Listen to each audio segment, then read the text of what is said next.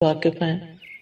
قل هو اللہ احد اللہ الصمد لم یلد ولم یولد ولم یکن لہ کفوا احد. اور اس صورت کی فضیلت سے بھی واقف ہے، کوئی نئی بات نہیں ہے ہمارے لیے، ہم سب جانتے ہیں. تو اس کی اتنی بڑی فضیلت کس بنا پر ہے؟ اخلاص ہی کی بنا پر ہے نا. تو جس طرح اللہ سبحانہ و تعالیٰ ایک ہے، قل هو اللہ احد، تو پھر جو کام یا جو عبادت اس کے لیے ہو وہ بھی بس صرف اس ایک اکیلے کے لیے ہونی چاہیے، اس کے ساتھ کسی اور کو ملانا نہیں چاہیے، کسی اور کو شریک نہیں کرنا چاہیے.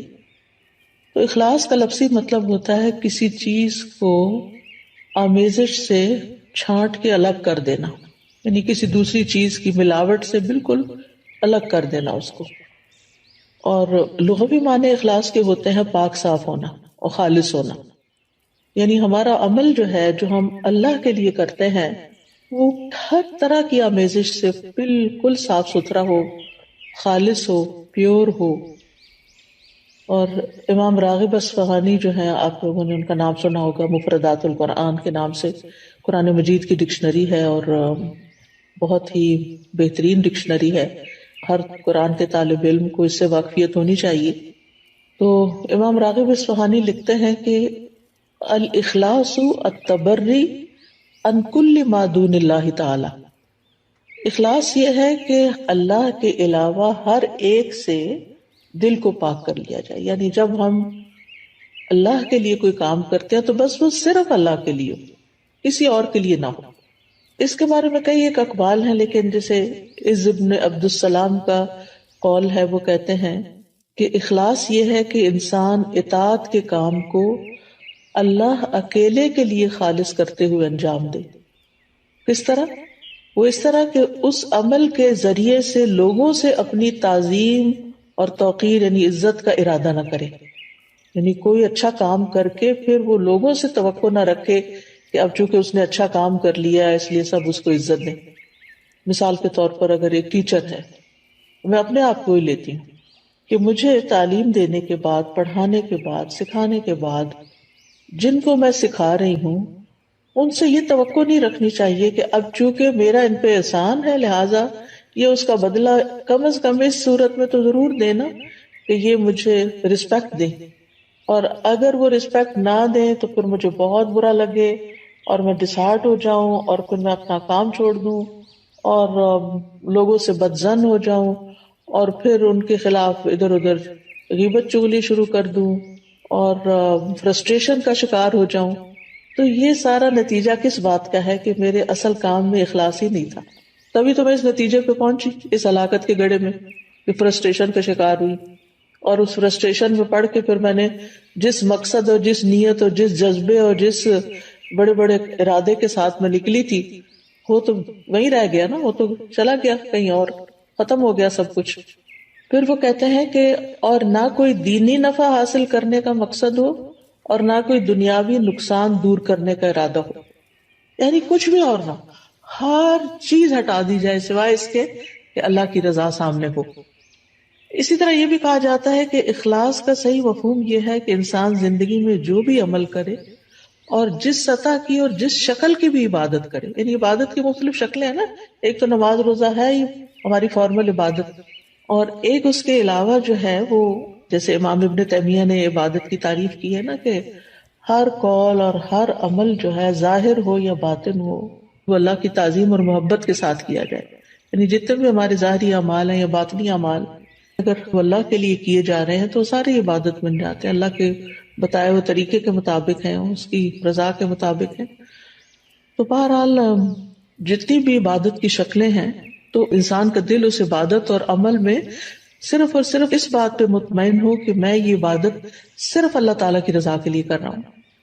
اور اسی طرح انسان اپنے دل کو ہر طرح کے نفسانی، ظاہری، باطنی خواہشات سے پاک کرے اور اپنی ساری حرکات، سکنات اور ہمارے خیالات اور یہ جتنی بھی چیزیں ہیں ان سب میں صرف اللہ سبحانہ و تعالیٰ کی رضا مقصود ہو. یعنی ہم ایک ہاتھ بھی اٹھائیں، ہمارا مسکرانا بھی، ہمارا دیکھنا بھی، ہمارا چلنا پھرنا، یعنی جو ہی ہمارے ذہن میں یہ خیال آئے کہ فلاں مجھے دیکھ کے کہے گا واہ کیا اسمارٹ ہے یا کتنی ایکٹیو ہے یا کتنا، تو فوراً اس طرف سے توجہ ہٹا لی جائے. ایسا شخص لوگوں سے کتنا بے نیاز ہو جاتا ہے نا، لوگوں کی تعریف سے بے نیاز ہو جاتا ہے، لوگوں کی طرف سے پہنچنے والے فائدے کی توقع سے بے نیاز ہو جاتا ہے کہ یہ اس طرح میری قدر کرے گا اور اس طرح مجھے اپریشیٹ کرے گا. یہ ایسا انسان سارے چنگلوں سے ایک طرح سے آزاد ہو جاتا ہے، کیونکہ اس کی نظر صرف اللہ کی رضا پہ لگی ہوئی ہوتی ہے. اللہ سبحانہ وتعالیٰ نے قرآن مجید میں ہمیں حکم بھی دیا ہے سورۃ البینہ میں، وَمَا أُمِرُوا إِلَّا لِيَعْبُدُوا اللَّهَ مُخْلِصِينَ لَهُ الدِّينَ حُنَفَاءَ وَيُقِيمُوا الصَّلَاةَ وَيُؤْتُوا الزَّكَاةَ وَذَلِكَ دِينُ الْقَيِّمَةِ. اور انہیں اس کے سوا حکم نہیں دیا گیا کہ وہ اللہ کی عبادت کریں اس حال میں کہ اس کے لیے دین کو خالص کرنے والے، ایک طرف ہونے والے ہوں، اور نماز قائم کریں اور زکوٰۃ دیں، اور یہی درست دین ہے. وَذَلِكَ دِينُ الْقَيِّمَةِ. اسی طرح اللہ سبحانہ وتعالیٰ صرف اس عمل کو قبول کرتے ہیں جو صرف اس کے لیے ہوتا ہے. نبی صلی اللہ علیہ وسلم فرماتے ہیں کہ اللہ تعالیٰ فرماتا ہے میں بہترین شریک ہوں، پس جس نے کسی کو میرے ساتھ شریک کیا تو وہ عمل اسی شریک کے لیے ہے. یعنی کسی اور کو اگر آپ اس میں شامل کر لیں گے تو وہ عمل اس کا ہو جائے گا، اللہ تعالیٰ کے لیے نہیں ہوگا.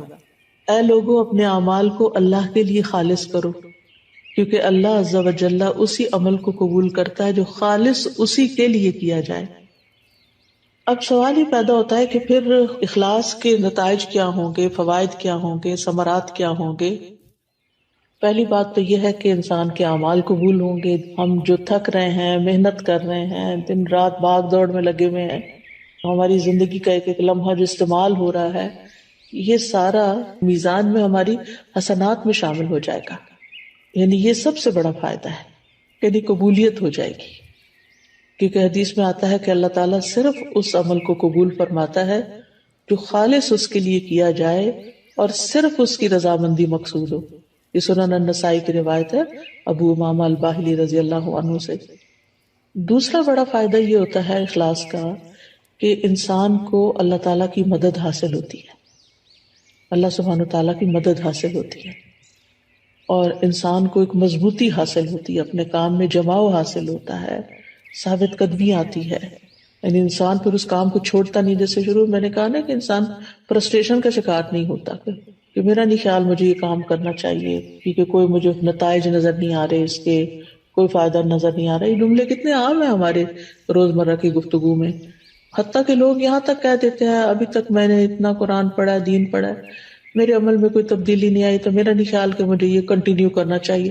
بعض اسٹوڈینٹس کہتے ہیں ہمیں یہ کورس کنٹینیو نہیں کرنا چاہیے کیونکہ ہم کچھ زیادہ تو فائدہ حاصل نہیں کر رہے. بھائی ایک ایفرٹ تو لگا رہے ہیں، ایک نیک کام میں ایفرٹ لگا رہے ہیں، اس کا فائدہ آپ کو دنیا میں ہی چاہیے اور لوگوں کو دکھانے کے لیے چاہیے کہ آپ بہت اچھے ہو چکے ہیں. اللہ کے ہاں اگر وہ قبول ہو رہا ہے اور جمع ہو رہا ہے تو وہی سب سے بڑا فائدہ ہے کہ آپ کا وقت فضول کاموں کی بجائے ایک اچھے کام میں استعمال ہو رہا ہے. تو اس طرح یہ ہے کہ انسان کے اندر ایک مضبوطی آتی ہے اور وہ نیک کاموں کو چھوڑتا نہیں ہے. اور جیسے پہلے بھی بات ہوئی کہ قبولیت آتی ہے اور اللہ سبحانہ وتعالیٰ انما یتقبل اللہ من المتقین. تو جب قبول ہوتا ہے عمل تو پھر مدد بھی آتی ہے اللہ سبحانہ وتعالیٰ کی. اچھا، تیسرا فائدہ کیا ہے؟ تیسرا فائدہ یہ ہے کہ انسان کا دل جو ہوتا ہے وہ بہت سی بیماریوں سے پاک ہو جاتا ہے، دل کے امراض کا علاج ہو جاتا ہے.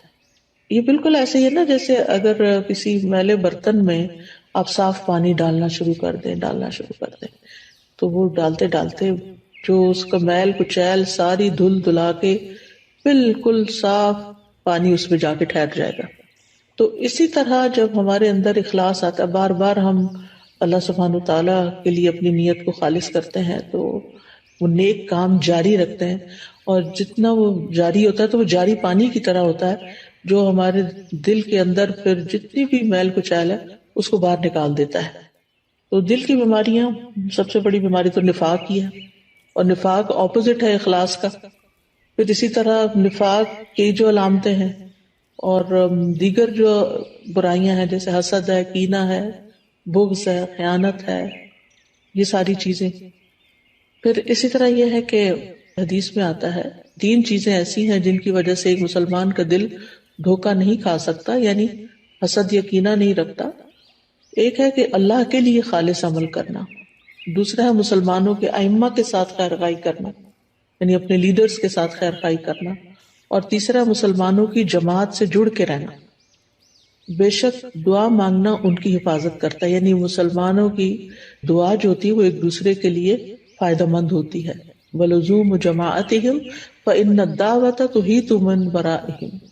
میں دیکھتی ہوں واٹس ایپ کے گروپ میں، جس گروپ میں ہوں، کہ کوئی ایک بیمار ہوتا ہے تو سارے کنسرنڈ ہو جاتے ہیں اور ہر ایک دعائیں کرنے لگتا ہے، اور حقیقت ہے کہ ایسے دل پکڑا جاتا ہے۔ جب میں واٹس ایپ کھولتی ہوں، میں سینئر سٹاف کا جو گروپ ہے اس کا وہ نمبر دیکھتی ہوں کہ کافی میسیجز ہیں، تو میں سوچتی ہوں اللہ خیر کرے، لگتا ہے یا کوئی بیمار ہے یا کوئی فوت ہو گیا ہے یا کوئی، تو یہ اسی صورت میں سب کی دعائیں ملتی ہیں نا جب جڑے ہوئے ہیں، اور اگر جڑے ہوئے ہی نہیں ہیں، آپ اکیلے ہی زندگی بسر کر رہے ہیں تو بس پھر اکیلے ہی ہیں بہرحال۔ پھر اسی طرح اخلاص کا چوتھا فائدہ یہ ہے کہ جو دنیاوی عمل بھی جو ہوتے ہیں نا، دنیاوی کام جیسے کھانا پینا ہے، بچے پیدا کرنا ہے، شوہر بیوی کا تعلق ہے، خرید و فروخت ہے، یہ سارے کام بھی اخلاص کی وجہ سے نیک اعمال میں شامل ہو جاتے ہیں۔